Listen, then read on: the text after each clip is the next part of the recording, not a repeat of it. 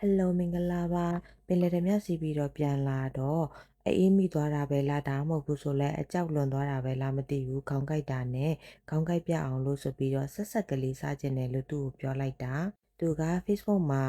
ခဏခဏတက်လာတဲ့ဒီဇိုင်းလေးမှာသွားစားမလားဆိုပြီးတော့မေးတာကြောင့်ကျမလည်းသွားစားမယ်လို့ပြောလိုက်တယ်ဟိုရောက်တော့ကြတော့ဒီဒုံထဲထန်လို့ခေါ်တဲ့ငါးဟင်းပေါ့သူကအဲ့မှာဒုံထဲလို့ခေါ်တဲ့ငါးရဲ့ပြီးရင်ငါးဥတွေရဲ့ပါတဲ့ဟင်းရဲ့ဆက်ကလေးတစ်မျိုးရဲ့ပြီးရင်ဒီဟာဂူးကျင်းလို့ခေါ်တယ်မြန်မာလူတော့ဘယ်လိုပြောခုံးလားခုံးပေါင်းလို့ခေါ်မလားကမာပေါင်းလို့ခေါ်မလားကျွန်မမပြောတတ်ဘူးအဲ့ဟာရဲ့ဆက်တစ်ခုမှာလိုက်တယ်ပေါ့နော်သူကနှစ်ယောက်စာဆက်တစ်ခုကိုမှ4300လားမသိဘူးအဲ့လောက်ပဲပေးရတယ်4000ကျော်ပဲပေးရတယ်ဆိုတော့တန်တယ်ပိုးရှင်းလဲများတယ်အရသာလဲတော်တော်လေးကောင်းတယ်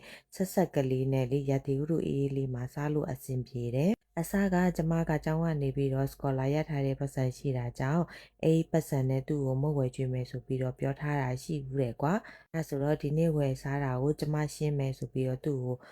ခေါ်လာပြီးတော့ဒီဆိုင်ကိုလာခဲ့တာပေါ့နော်ဒါပေမဲ့ဟိုရောက်တော့ကြတော့သူ့အမေကျမရောက်ခမကြီးကဖုန်းဆက်လာပြီးတော့ဖြိုးနဲ့နှစ်ယောက်တူတူစားဖို့ဆိုပြီးတော့2သိန်းလွှဲပေးပါတယ်အဲ့ပတ်စံနဲ့ဝယ်စားခဲ့ပါတယ်တတ်တာ